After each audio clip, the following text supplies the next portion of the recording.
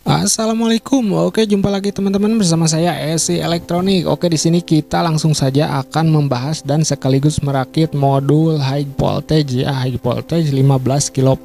Nah, oke, dan jika kalau teman-teman suka dengan video ini, jangan lupa klik dulu tombol subscribe-nya ya teman-teman, biar saya lebih semangat lagi, karena kebanyakan dari teman-teman semua cuma nonton aja nih, nggak pada subscribe ya, karena subscribe itu gratis ya teman-teman, buat sebagai penghargaan bagi saya ya, dan satu kebanggaan juga buat saya.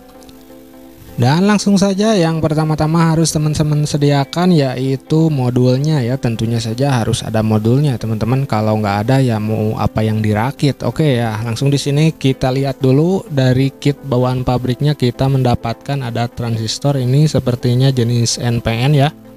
Bisa jadi kodenya 882 ya, D882. Oke, ini ada heatsink, ada saklar, dan juga ada resistor ya, dioda. Lalu ini sebagai pin outputnya ya, untuk nanti pengetesan. Dan hal penting yang harus diperhatikan yaitu ini ya teman-teman, bagian trafonya, karena saya lihat komen-komen di channel sebelah itu pada menanyakan cara memasangkan pin kaki dari coilnya ini ya.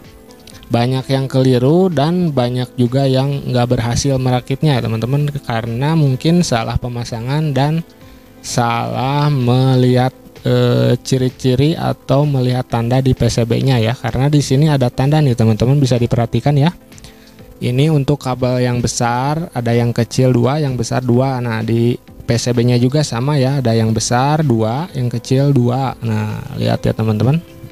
Ini yang besar dan yang kecil nih. Yang besar di atas 2, yang kecil 2. Sedangkan yang besar dan yang kecil itu disambungnya di tengah ya teman-teman. Oke, kita langsung saja. Ini untuk pemasangannya bebas ya teman-teman, bisa digabungkan yang ujung yang kecil. Nah, yang ini nih, yang ujung yang kecil yang sebelah atas itu tuh bisa digabungkan dengan yang besar di bagian bawah. Kita gabungin aja seperti ini ya teman-teman. Nah, begini ya. Nanti ini sebagai CT-nya atau ke baterai plus-nya ya. Oke, kita bersihkan dulu ya untuk untuk kawat emailnya, karena kawat emailnya memiliki lapisan yang harus dibersihkan ya teman-teman. Kalau nggak dibersihkan nanti di soldernya nggak bakal nempel, dan itu bisa menyebabkan kegagalan juga ya teman-teman. Oke, tunggu kita bersihkan dulu. Di sini saya pakai bensin aja lah biar cepet ya, pakai korek biar cepet terkelupas itu lapisan emailnya. Nah, oke, begini ya teman-teman, perhatikan sampai selesai agar tidak terjadi kegagalan ya teman-teman, atau keliru. Kita bersihkan dulu teman-teman.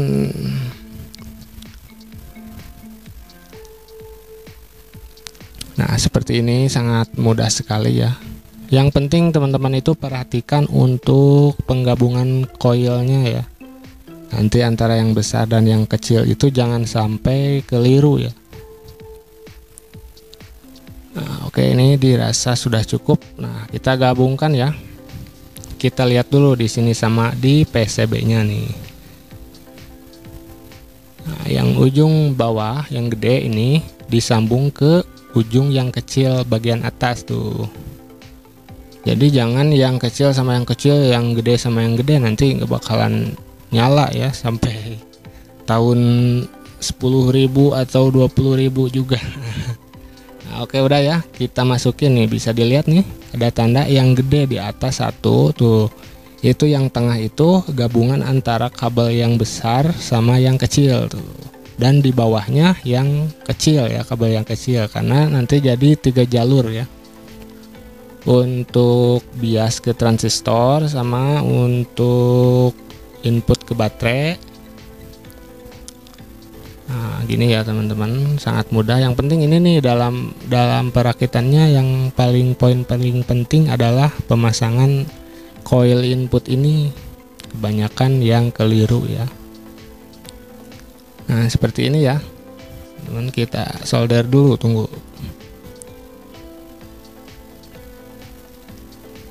Nah, oke, begini ya. Sambil kita nunggu nyolder, saya juga akan sedikit menjelaskan tentang video yang sebelumnya ya, dengan video apa itu yang lupa lagi saya, yang cara mencetak PCB itu ya. Kebanyakan teman-teman itu menanyakan kertas yang dipakai kertas apa, terus printer yang dipakai printer apa. Sebenarnya simpel teman-teman, itu kertas HPS biasa yang beredar banyak di pasaran ya. Jadi teman-teman pakai kertas HPS biasa aja, cuman yang hasil dari printer biasa itu yang pakai tinta, nah teman-teman nanti fotokopi lagi. Nah itulah kertas yang difotokopi itu yang dipakai untuk mencetaknya ya teman-teman. Jadi yang dicetak itu bukan kertas dari hasil printan, tetapi dari hasil fotokopi ya, kertas print yang sudah difotokopi. Nah itu yang dipakainya. Oke lanjut ya teman-teman, di sini sudah saya pasang resistornya dan sekarang kita pasang diodanya ya. Kalau pemasangan ini saya yakin teman-teman juga sudah pada bisa lah paham ya. Untuk dioda disesuaikan juga polaritasnya, jangan sampai terbalik karena di sini ada garis ya, ada garis yang putih. Nah ini garis yang putih, samakan sajalah sama yang di PCB ya. Oke kita solder lagi teman-teman. Jadi sangat gampang sekali sebenarnya, cuman teman-teman itu mungkin ya kebanyakan keliru atau melamun saat memasangnya mungkin, atau bisa jadi kurang ngopi juga ya. Oke teman-teman, jangan lupa subscribe dulu dong channelnya ya, biar saya lebih semangat lagi berbaginya dan saya lebih semangat lagi upload videonya lebih sering lagi ya, biar saya lebih banyak lagi berinteraksi dengan teman-teman, berbagi sharing skema ini itu dan berbagi layout juga ya. Oke lanjut kita pasang untuk transistor. Nah di sini harus diperhatikan juga ya, karena di sini transistornya jenis NPN ya. Kita lihat dulu, kita buktikan ya bahwa kalau ini menurut saya jenisnya NPN, soalnya jalur negatifnya itu masuk ke emitor dari transistor ya. Kayak kita cek dulu biar memastikan ya, agar teman-teman juga tahu bahwa modul ini bisa diganti transistornya menggunakan jenis NPN, tidak harus bawaan pabrik ya. Oke kita lihat ya, sini kaki basisnya di probe merahnya.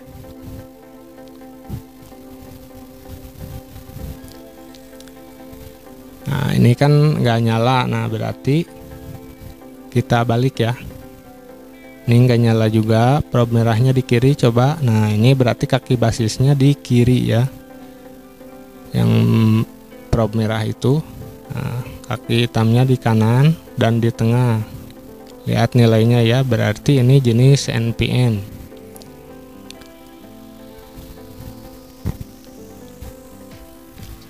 Jadi kalau kaki yang tengah sama yang kanan itu bergerak nilainya, berarti itu NPN ya. Oke langsung saja kita pasang. Di sini kita lihat kaki nomor 3 adalah jalur ke negatif tuh ya, ke negatif baterai. Nah langsung ke saklar masuk ke negatif tuh, berarti ini sudah dipastikan jenis transistornya NPN ya. Jadi teman-teman bisa ganti, nggak harus yang dari bawaan ya, bisa dengan TIP41, bahkan bisa juga menggunakan 3055 ya, atau 2SC 5200 ya, biar lebih gede powernya. Tapi saya rasa cukup sih dengan transistor jenis kecil seperti ini. Juga bisa menggunakan BD139, bisa menggunakan D882 ya, pokoknya banyak lah jenisnya.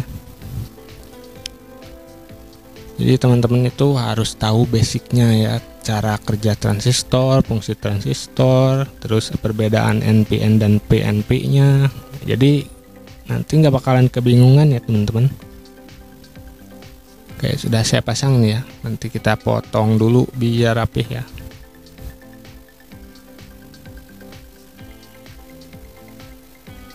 Nah oke sudah saya pasang, lalu kita pasangkan untuk heatsinknya ya. Waduh ternyata saya potongnya kependekan nih teman-teman, nggak apa-apa lah, kita balik aja ya, yang penting nempel di heatsink aja. Tapi nanti kalau teman-teman usahakan pasang dulu heatsinknya ya. Tadi saya lupa, malah di solder dulu terus dipotong. Harusnya dipasang dulu heatsinknya biar pas juga. Kita pasang dulu aja saklarnya ya. Nanti untuk heatsink bisa belakangan lah. Untuk saklar bebas ya, mau terbalik juga nggak masalah, tapi disarankan ya ikuti dari PCB-nya aja biar posisi dan letaknya itu pas, nggak melenceng. Karena yang perakit ini juga pasti sudah diperhitungkan sedemikian rupa ya.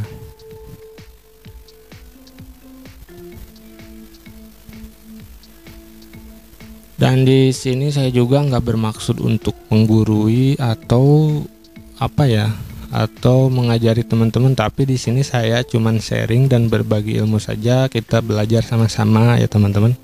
Karena saya juga di sini sama masih belajar, sama seperti teman-teman, belajar dan terus belajar. Kita pasangkan di bawah saja lah untuk ini pin baterainya, atau bisa dimasukin ke sini. Ini udah disediain juga lubangnya nih, mantap. Nah, masukin lubangnya, dijepit ke bawah juga gini bisa. Jadi nanti kekunci ya si kabelnya itu nggak ke bengkok-bengkokin gitu kan, cepet putus biasanya tuh kalau ke bengkok-bengkok, ketarik-tarik gitu. Kalau ini bagus nih, ada lubangnya, terus disolder di bawah, nanti kejepit ya, ketahan sama lubang PCB-nya itu. Sebenarnya kalau rakit sendiri juga ini gampang teman-teman, modul kayak gini. Karena basicnya itu adalah inverter ya, menaikkan tegangan dari 3 volt ataupun 12 volt ke voltase yang lebih tinggi ya. Karena di sini menggunakan trafoperit, jadi menggunakan frekuensi tinggi ya inverternya. Dan udah banyak sih contohnya juga inverter frekuensi tinggi, yaitu kuncinya ada di gulungan sama cara pemasangan koilnya ya teman-teman. Dan untuk pinnya sudah saya potong, kita cari 3 pin aja lah, cabut 1 biar nanti kelihatan ya lonjatan bunga apinya ini berfungsi apa enggak nih. Ya harusnya bener sih, udah berfungsi harusnya, tapi kita lihat aja dulu ya. Gak apa-apa ya teman-teman, ini durasinya agak panjang juga karena biar jelas ya, nggak di skip-skip. Nanti kalau skip-skip malah membingungkan juga ya, ini bagian mana nih yang kelewat, bagian mana yang kelewat. Di sini nggak di skip-skip ya, full teman-teman.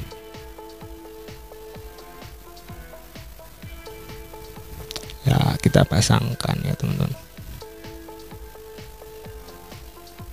Dan ini masih bisa juga disuplai sampai 6 volt, 12 volt juga bisa sebenarnya, cuman nanti transistornya bakalan jebol kalau yang kecil kayak gini.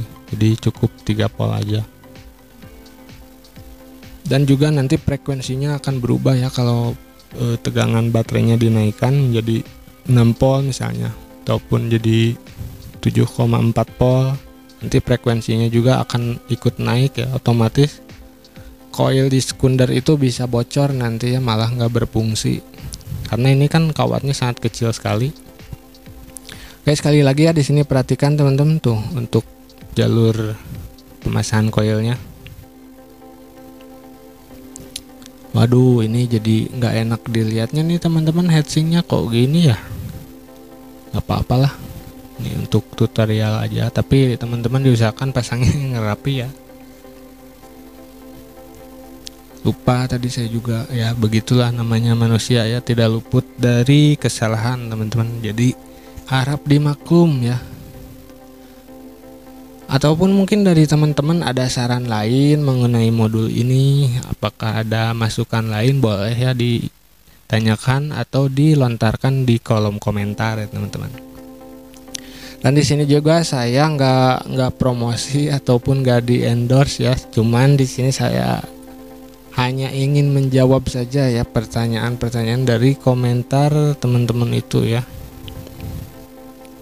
mewakili lah istilahnya, mewakili pertanyaan dari teman-teman ya. Kita coba teman-teman.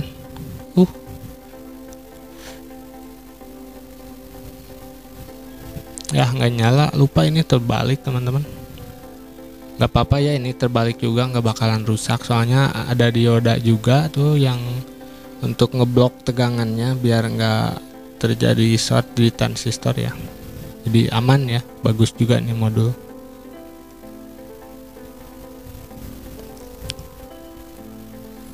Oke, tunggu teman-teman, ini kayaknya kurang deket nih, outputnya kayaknya kecil. Kita deketin dulu itunya, outputnya.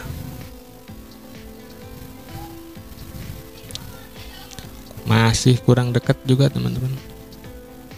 Ini kalau pakai baterai yang 2 kali 3,7 ya pasti gede outputnya, cuman nanti transistornya cepat panas, harus ganti tipenya ya.